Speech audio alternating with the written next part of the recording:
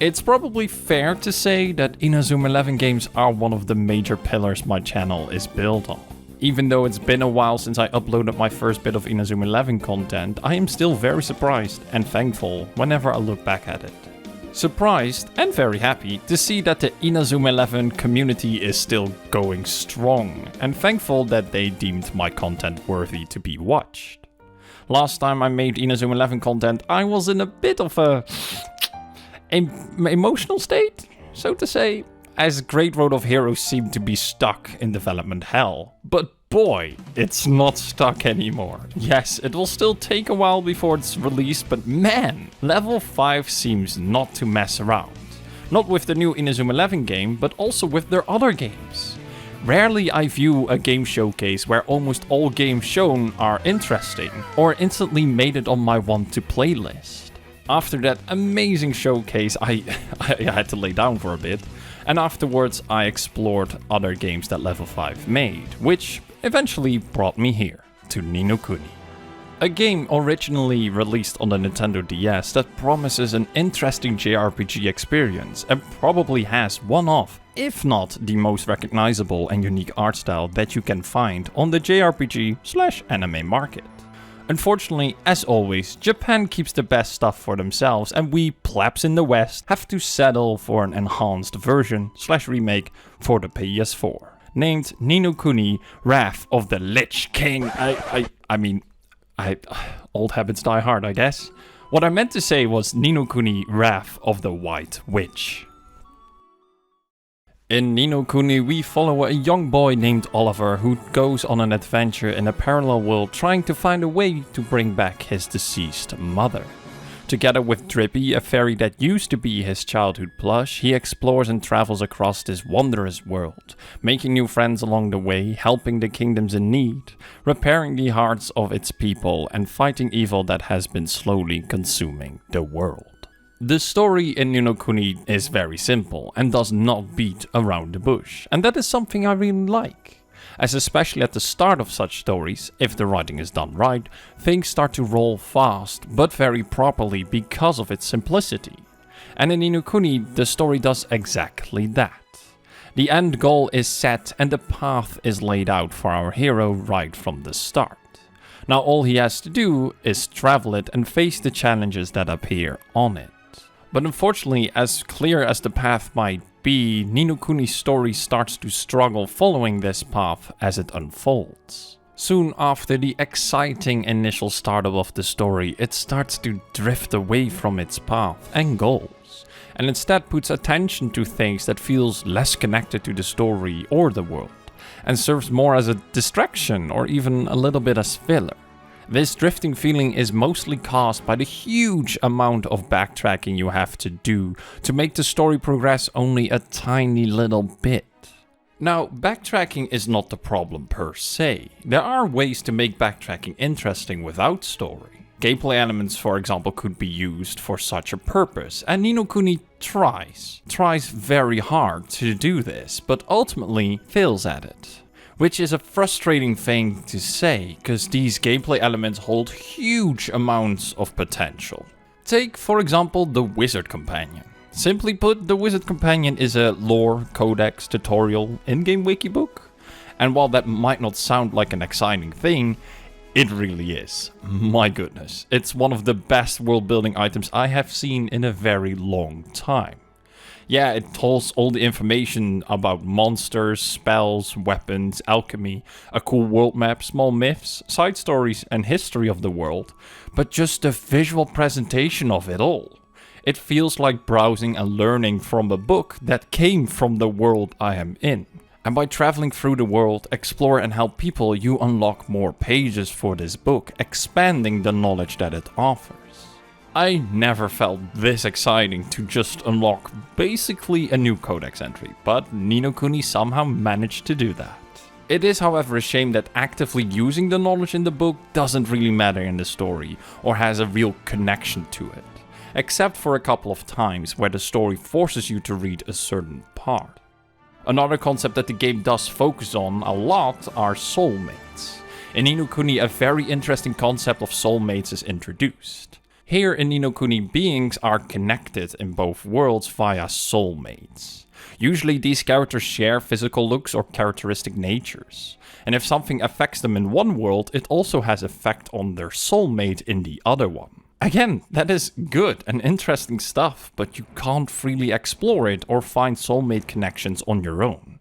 Instead, the story telegraphs clearly who are soulmates and just uses them to make you backtrack to the other world once a while. And then there is the concept of balancing emotions. This takes a more active role in the story by making a big point of people that are not balanced with their emotions, calling those that lack a certain emotion broken-hearted. Some, however, can overflow with an emotion, and you can take a piece of that and give it to the broken-hearted to make them whole once more. Again, really cool stuff. Unfortunately, the story treats it the same way as soulmates. Just another reason to send you back and forth. You can, however, explore this element more freely, but it just consists of you talking to strangers, get your piece, and whenever you run into someone that needs it, give it to them. Spells also are very underwhelming in their usage. At first it seems like the game heavily promotes using them and explore the possibilities with them, as you have spells like create a bridge, grow nature faster, or restore broken things. But you don't get to freely use them either. It's again very telegraphed by the game where each of them work and where they don't, and there aren't extra or side spots where you can use these spells to unlock treasures, secret areas, or shortcuts. All these elements hold so much potential and could have easily made a difference during these moments where the story sends you back and forth or where it just feels adrift. But unfortunately they don't, making these moments feel mundane and wasteful. Wasteful of your time and the incredible amount of potential. The party at least have some good chemistry at times and even share some great moments together. And for a very simplistic story, its villains actually have interesting backgrounds, with a degree of depth to it that I did not expect. But it's unfortunate that these party moments and the villains are introduced near the end of the game. At that point, the game stops drifting and focuses again on its goals and path. But as this is near the end of the game, things are suddenly quickly being built up, yet also are resolved in minutes of introduction, making the last part of the story feel like it is quickly tacked on last minute, and ultimately leaves an impression that the game took too long to tell this simple story. It's just an overall shame that the story was written like that and left such an impression, and that so much potential was left on the table. But thankfully, there was one element that is also involved with the story that reached its maximum potential. As I mentioned in the opening, Ni No Kuni's art style is one of, if not the most recognizable and uniquest art style that you can find on the JRPG/anime market. It's an art style heavily inspired by Studio Ghibli, a very well-known Japanese animation studio that made world-renowned movies like Howl's Moving Castle, My Neighbor Totoro, Spirited Away, and loads more, including the anime cutscenes from Ni No Kuni. I will be frank and throw my semi-hot take on Studio Ghibli movies right here. I enjoy these movies a lot, but not because of their story. In fact, I consider their stories to be the weakest element by far of all the movies I have seen. My enjoyment of Studio Ghibli movies come almost purely from the insane presentation quality they have. In particular, the creativity that can be found in the worlds they create, and how they manage to create a unique art style that is very recognizable, yet always feels new and fresh. And I was happy to see that they managed to do the exact same thing for Ni No Kuni's cutscenes. On top of that, Level 5 managed to create an art style that almost perfectly translates the 2D art style from Studio Ghibli to a 3D one. It's just as colorful, simplistic, yet detailed, and create a very similar atmosphere. And throughout the game, but in particular also the moments where the story felt adrift, I enjoyed and appreciated this game's art style immensely. As it's just amazing, absolutely great. Presentation-wise, this game is fantastic. From its cutscenes to the in-game art style to the music, the music is so good. I just really love the presentation of Ni No Kuni, to the point that I'm almost willing to look past the issues in the story as, this art style, this presentation, it works like a magical band-aid for it. And while I really love this art style and it deserves all the attention it gets, In my opinion, the combat should not be overshadowed by it, as it deserves just as much or even more attention, as it's the most interesting element this game has to offer. In Ni No Kuni's combat, a very interesting combination of JRPG and Pokemon is made. As you travel through the world of Ni No Kuni, you run into many creatures and enemies that you have to fight. You do this together, of course, with your friends and familiars. The JRPG side of the combat is the foundation of the combat, and it's fairly standard for JRPGs. You control one character of the party and you manage others through simple defend or attack commands, preset strategies, and if the situation requires, you can even take control from a party member by directly switching to them. Again, fairly standard for JRPG designs, but then you got the familiars. That is the element Ni No Kuni uses to spice up this combat system. Party members can deal a decent amount of damage and have their own abilities, but it are your choices and usage of familiars that determine victory in battle, as they are much heavier hitters and more versatile than your party members. All of them can be divided into elemental groups and they all have their own pros and cons. Some are more tanky but slow in attacking, while others heavily favor spells, or in this game's terminology, tricks, like healing, buffing, or certain elemental attacks. The usage in combat is, however, a bit tricky. While you can hold up to 3 familiars for each party member, you can only use 1 actively. On top of that, your time with familiars in combat is limited by a stamina bar. Once that runs out, you have to switch back or to another familiar. Therefore, it's important to keep an eye on it and plan ahead once it's depleted. Maybe you're going to do some spells first and wait for the stamina bar to recover to then switch again to your familiar.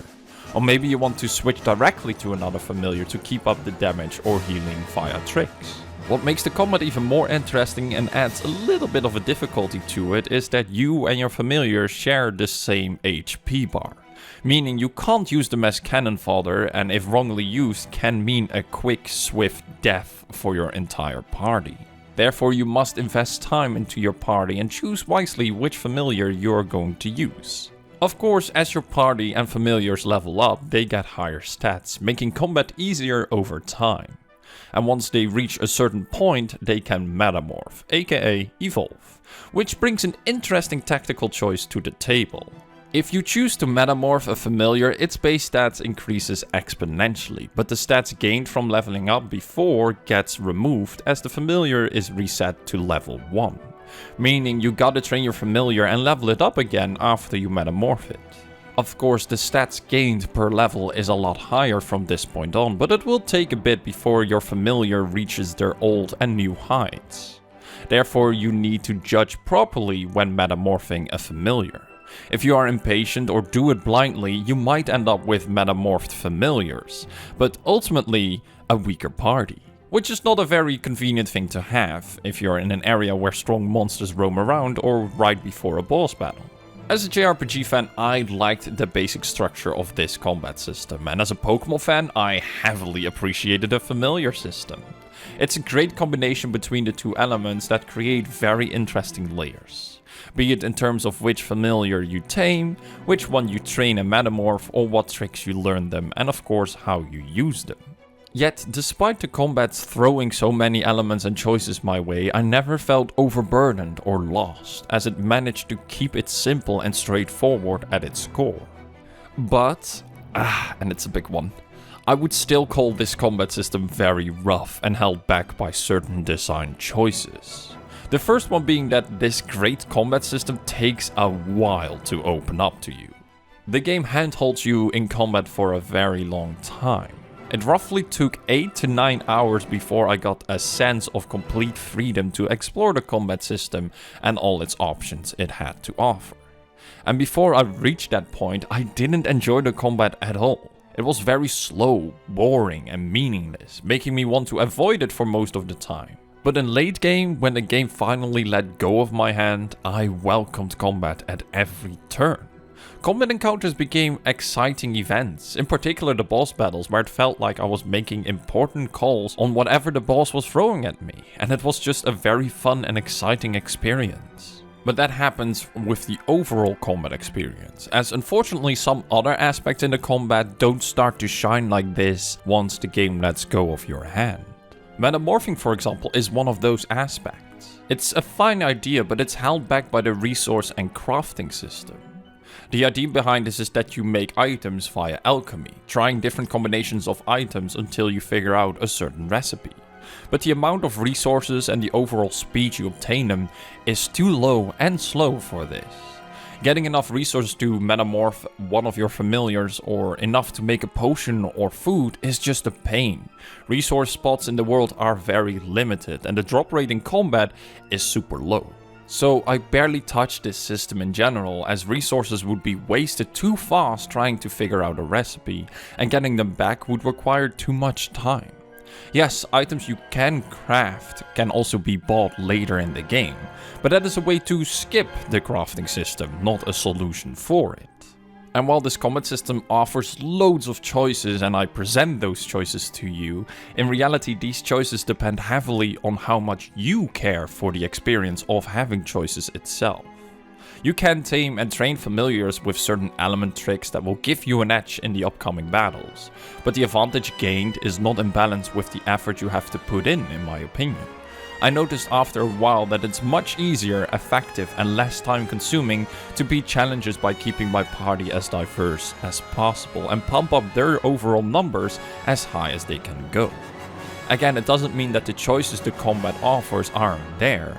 It's more a matter of how much are you willing to invest to notice them and have it in your experience. In the end, I can't help but feel mixed when looking back at my experience with Ni No Kuni Wrath of the White Witch. The story feels like it takes too long being told, as it's mostly just drifting around in limbo while sending you from post to pillar constantly. Yet its environments, atmosphere, art style and presentation is insanely good, to the point I feel a weird fascination for it. It's just really that good, and the combat? It's a very interesting mix of elements I enjoy from many other games. And while early on it might be boring, it changes to a fun, exciting, choice-filled experience when the game grants you that freedom to explore it. I spent loads of hours on it, taming my favorite familiars, leveling them up, trying to find the right combinations for difficult encounters and so on. But these choices only mattered in the combat because I'm a player that cares for them and wants them in my experience. If you don't want or care for them, you don't have to invest anything into the combat. But if you do so, the combat loses all its charm, intelligence and fun and becomes just as bland as backtracking. And it's such a shame to say this, as there's so much potential here. Wasted for sure, but very visible, and sometimes we get eye-blinding glimmers of that, and boy did I love those moments. Ni No Kuni Wrath of the White Witch had so much going for it, but it only uses a small percentage of its potential, its ideas, its power, which only makes it harder to recommend this game to people. Even to fans of Studio Ghibli movies, it is a rough sill, but I will take a shot at it. If you like JRPGs in general and love Studio Ghibli movies in particular, and can be a very patient person, I think you should definitely give this game a shot. It has the charm, the style of story, the characters and even the art style in 2 and 3D.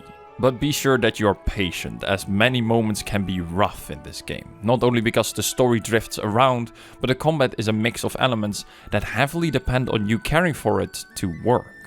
But if you push through that all, you will get a very overall nice, unique game experience.